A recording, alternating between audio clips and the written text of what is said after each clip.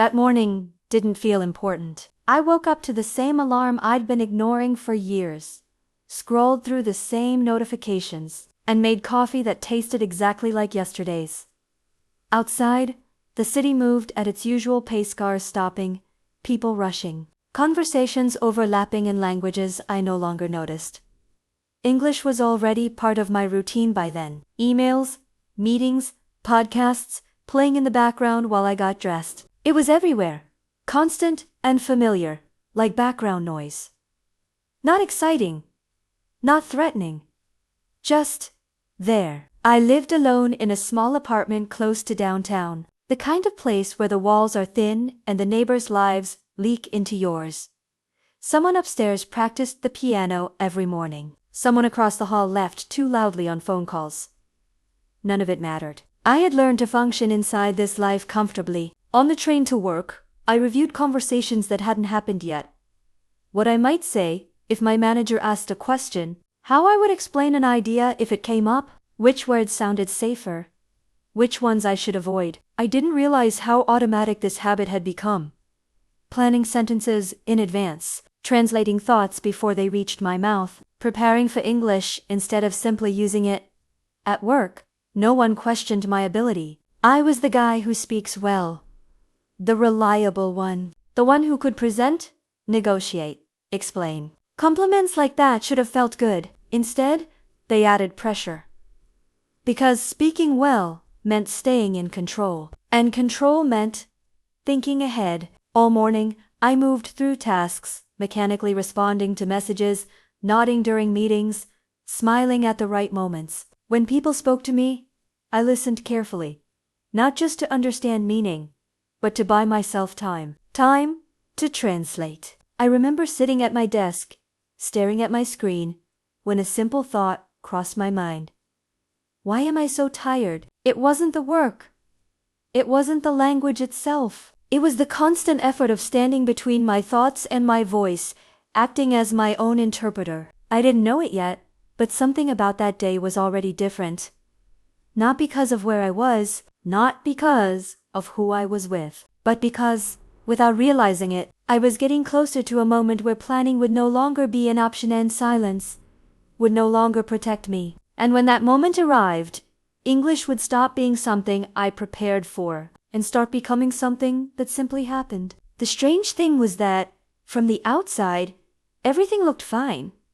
No one saw the conflict. No one heard the hesitation inside my head. They only heard complete sentences, correct verb, tenses, the right tone at the right time. If fluency had a checklist, I was checking every box. But inside, the process was exhausting. Every thought followed the same path. First, it appeared in my own language, fast, emotional, unfiltered.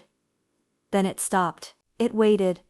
It changed shape. Finally, it crossed the border into English, slightly altered, slightly safer. By the time it reached my mouth, it no longer felt like mine. I noticed it most during casual conversations, small talk, jokes, unexpected comments. Those moments didn't give me time to prepare.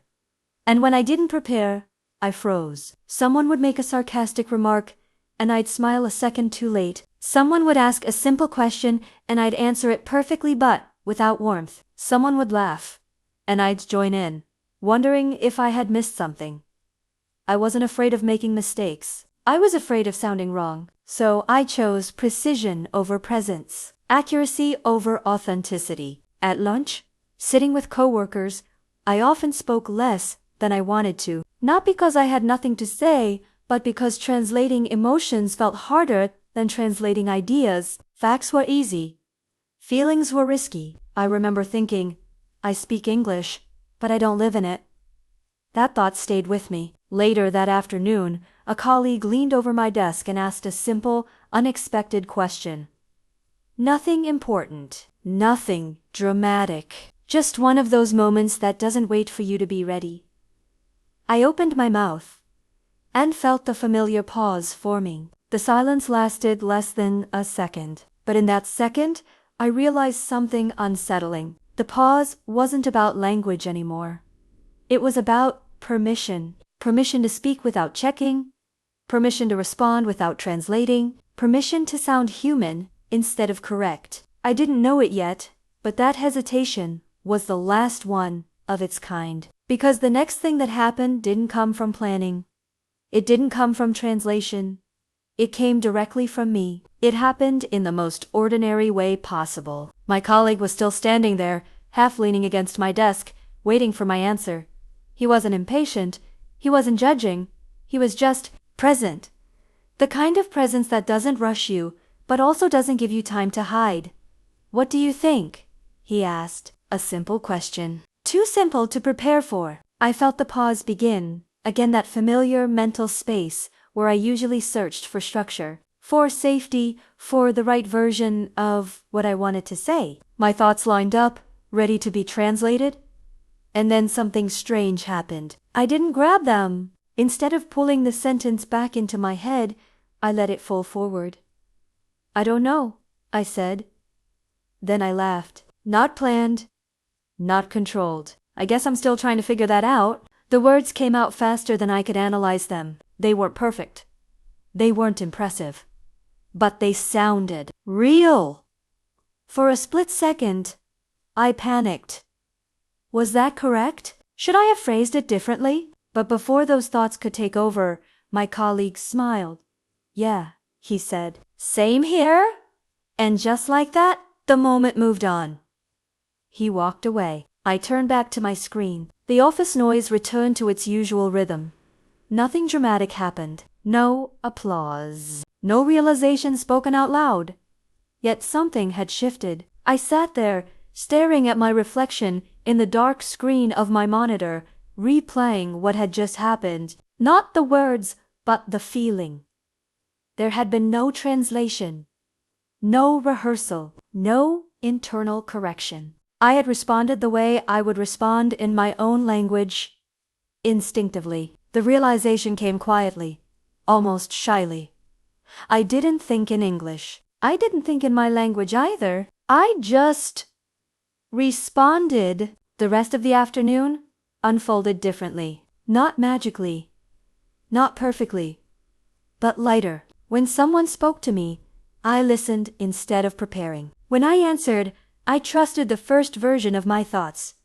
Some sentences came out simple, some came out unfinished. A few came out wrong. And none of that mattered, because for the first time, English wasn't something I was operating. It was something I was inhabiting. On the train ride home, surrounded by strangers, I tested it quietly. Thoughts rose and fell without labels. No translation, no comparison. Just meaning, moving freely, choosing words on its own. I realized then that fluency wasn't about speed or accuracy. It was about trust. Trusting that the language was already there. Trusting that my voice didn't need permission anymore. That day didn't change my vocabulary.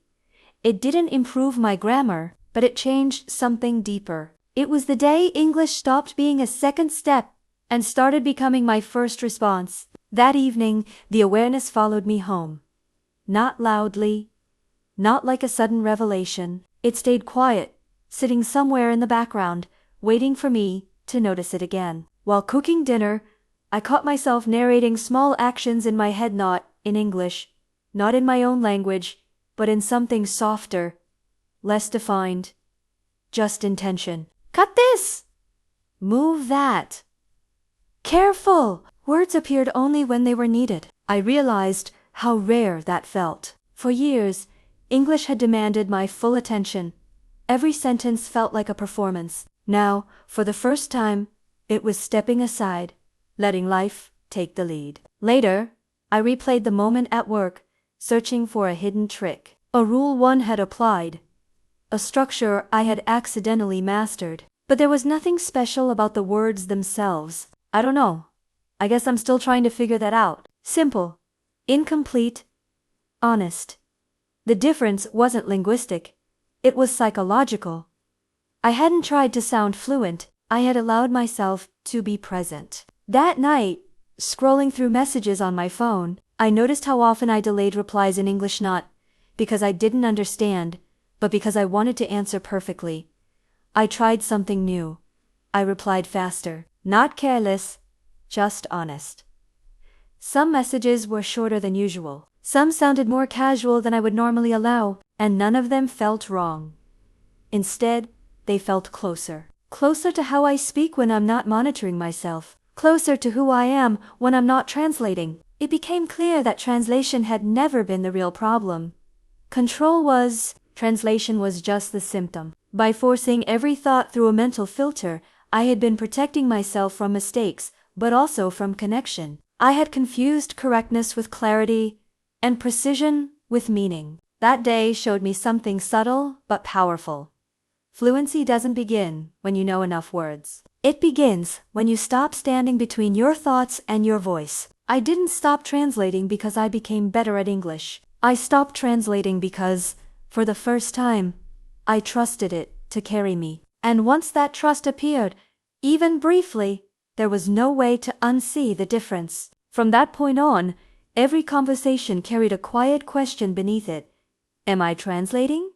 Or am I responding? The next morning, I paid closer attention not to my English, but to my process. I noticed that the moments that felt easiest were not the ones where I used complex vocabulary or impressive structures. They were the moments where meaning came first, and words followed naturally. At work, someone asked how a project was going. Normally, I would search for balance, accurate, professional, neutral.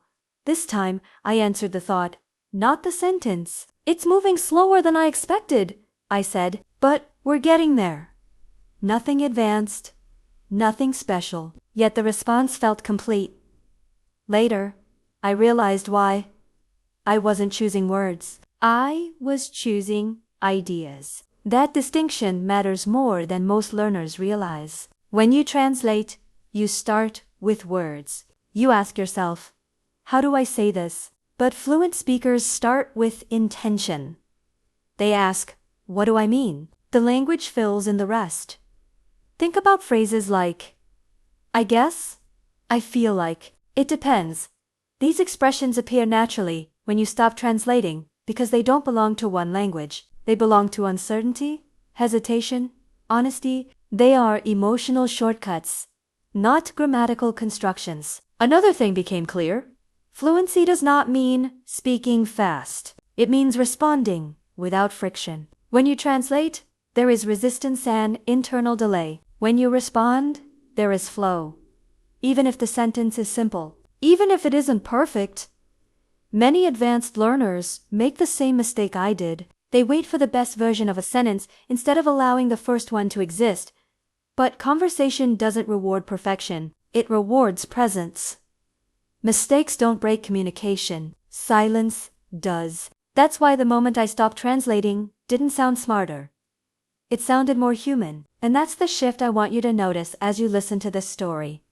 You don't need more rules. You don't need more vocabulary. You need permission to let meaning lead. When you trust the idea first, the language follows, not as a translation, but as a response. That ordinary day didn't turn me into a different speaker. I didn't wake up the next morning fluent in a new way. I still made mistakes. I still hesitated sometimes, but something fundamental had changed. I stopped waiting for permission. I understood that fluency is not a destination you reach one day. It's a habit you practice every time you choose response over translation, meaning over control. That day taught me this. English doesn't need to sound perfect to be real, and you don't need to disappear behind correct sentences to be understood. Every time you speak without translating, you take a small step toward ownership, toward a voice that doesn't ask for approval, toward a language that feels less like a to-land, more like a place you can live in. So, if you're listening to this and thinking, that sounds like me, remember this. You are not behind. You are not failing. You are closer than you think.